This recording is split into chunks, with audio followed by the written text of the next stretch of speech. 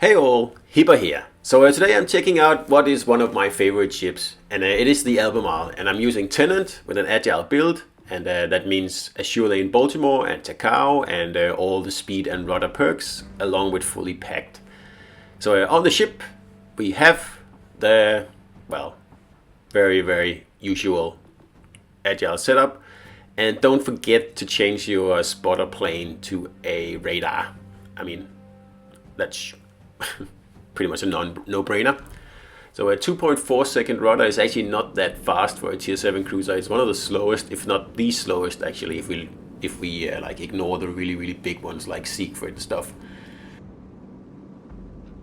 Now Albemarle is definitely not a fan favorite. It's probably one of the least played ships I see out there, probably only beaten by Cheshire, the tier 6 version. And it's such a shame because this ship here is fantastic. It has all the tools you need, except for smoke.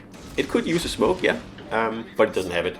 So that's why I run only agile builds on this thing here, because it gets citadeled very easily. So you need to be able to quickly hide your broadside and angle that thick side armor.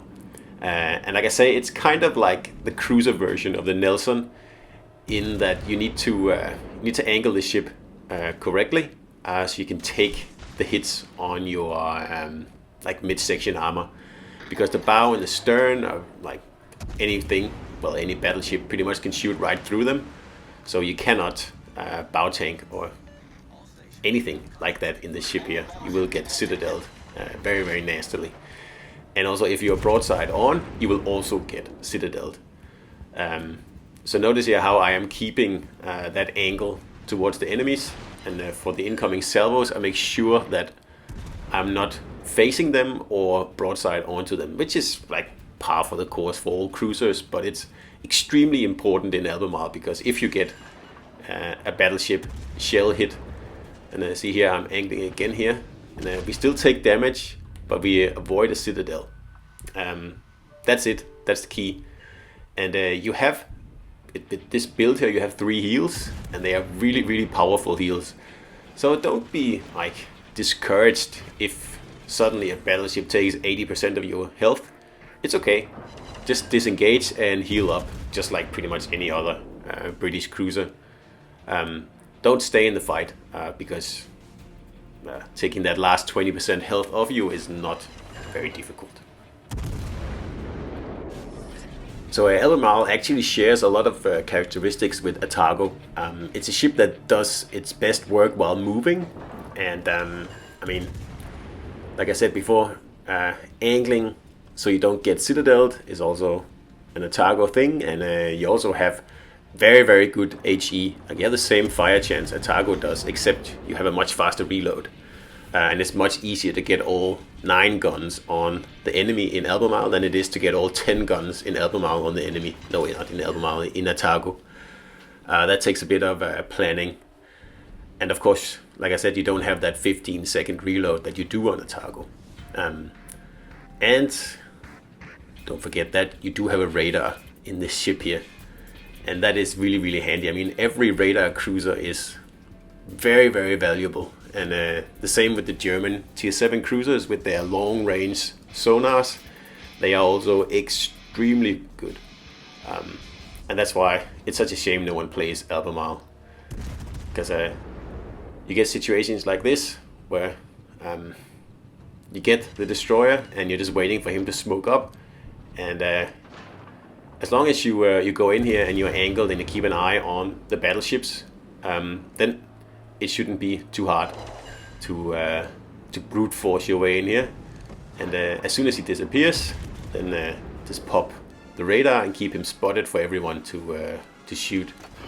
So that's where he disappears, and we pop the radar, and this makes Albemarle the hero of the day. Doesn't get the kill, but we sure spot that guy, so he doesn't get any opportunity to cap or torp. And that pretty much wins us this flank here. It also wins us the game, because we just took out their only, like the red team's only destroyer, while we are keeping our destroyer. So yes, Albemarle is a very powerful ship. It is finicky, yes, and it requires patience to play, and you require really high level commanders for it to perform, at least with an agile build.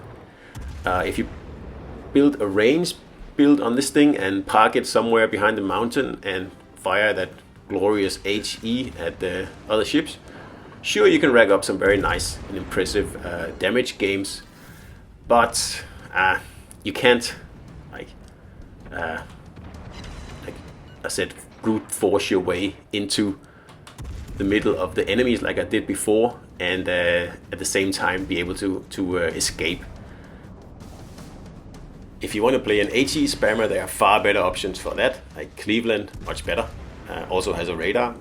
And if you want to play a brawler, there are far better options for that as well. Hipper comes to mind, for example, and Prince Eugen. Also Edinburgh in a pinch. There we take a very nasty shot there, just notice that. But like I said, just repair, and just make sure you don't take another one while you're repairing. But it's not the end of the world. Yes, man, you get Citadel a lot in this ship here, and just go with it. I mean, just repair it. I know you cannot repair the full damage, but at least they don't sink you. So to continue what I said before, if you want to HE spam, there are better ships for that. If you want to brawl, there are better ships for that. If you want to go bow in, there are better ships for that. There's Baltimore and there's Wichita. So that's why when you play Albemarle, you don't do any of those things, or you do them in like a mix, like a careful mix, because, like I said, it is a squishy ship, and just like in this situation here, you are always the ship that a dying battleship takes their last shot at, in the hope of a Citadel. Always, trust me, because like it is a squishy ship, like I said. So to get back to what I said before, Albemarle is an opportunistic ship with no single role really. Like it's an all-rounder. It's a jack of all trades, but it's really not a master of any trades. It has adequate torpedoes. It has actually quite good guns. It has very good armor if you know how to use it, and it has great reload. But it cannot bow tank, and It is an acquired taste, and some people will absolutely despise this ship, which seems to be the majority of players at the moment. And then some people like myself just love this ship here, exactly for its utility and its versatility and stuff you can pull off in this thing here. I would like it to have just a little bit faster rudder. I think 2.4 seconds is a little bit too slow. So if we could get that down to 2.1 or 2 seconds, that would be perfect. But it is still one of my favorite cruisers, and because it is just so powerful, and a lot of people tend to underestimate this thing, exactly like Cheshire. Cheshire has a lot less damage output than Albemarle. Actually, Albemarle, you can get some very impressive games damage-wise in this ship, if that's what you're going for. The good thing about Albemarle is that it's not so vulnerable to HE, especially battleship HE, as for example Hipper is. But then on the other hand, this is a ship that it's pretty hard to push into a cap with effectively, because it is so squishy. But the ship does reward an aggressive playstyle, and that's one of the reasons I like it. I don't like ships that are too defensive, and also the quirkiness of the ship, and also the sheer level of difficulty, because yes, this is a difficult ship to do well in, definitely, and that's probably why it's not so popular, because most players, if they can choose between taking out an Albemarle or a Suzuya or a Baltimore or a Cleveland, the majority will do better in the other ships, that's for sure. But if you like a challenge, and you have the high level commanders required, and you kind of like to be sort of an underdog, and getting top spot on the leaderboard despite of that, because that is actually not that difficult to do in Albemarle, because it is a good cap ship. Get in there, radar, kill off destroyers and cap, and you get lots of XP for that. So yeah, playing Albemarle is always a joy when you are top spot on the leaderboard in one of the more niche ships in the game, that well, just requires like a very concentrated play style and quite a lot of experience to do well in. It's the same thing with the tier 7 French battleship Richelieu, because like getting top spot in that ship is a lot more satisfying than getting top spot in Jean-Bart, because I'm not going to say Jean-Bart is overpowered, but it's definitely a lot easier to do well in that ship compared to other battleships. And the same thing goes for Albemarle. If you can do well in this cruiser here, you can do well in any cruiser in the game, because at the moment Albemarle is probably the most difficult tier 7 cruiser to do well in, to get top spot in a good game, where you're not just, you know, like sweeping up potatoes on the other team. It is a challenge, and it's fun because it is a challenge.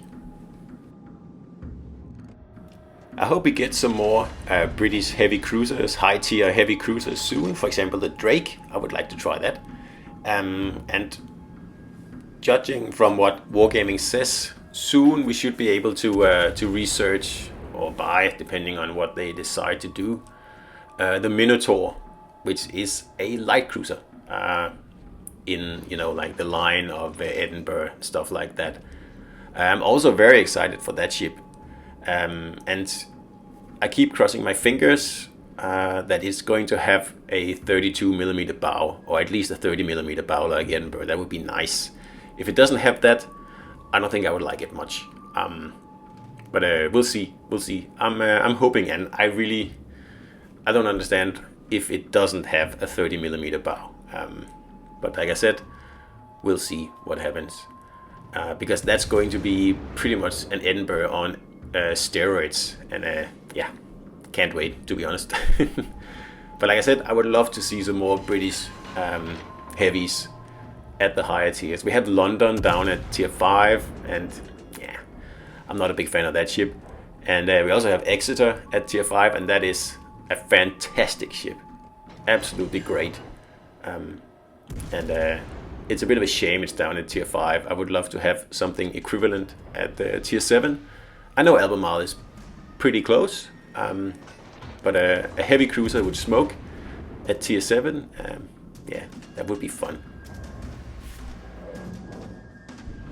And for next campaign, which actually is not that far away, about 2 weeks away now, 2.5 maybe, I am actually hoping for a new tier 7 cruiser, because I think the Russian Pyotr Bagration, or P-Bag like people call it, that was a huge disappointment. I don't really understand what that ship is doing in the game and what its purpose is, but that's a whole other discussion. So I think, well, more or less, Wargaming owes us a better cruiser, a better tier 7 premium cruiser as a campaign reward, and I hope we get that next campaign, because we need some new meat at tier 7 cruisers, and like I said, Bagration was definitely not it. So at least I personally, I need something new to play with. So yeah, I hope we get a tier 7 premium campaign cruiser next month, because I think that's what the game needs now. Well, actually it needs some proper legendary tier cruisers, and hopefully Minotaur will be one of them, but really we need something along the lines of Atago and Albemarle in legendary tier, and we don't have it. So hopefully that's in the cards. Anyway, that was Albemarle for you guys, a great ship. So I hope you enjoyed this video, and I'll see you out there.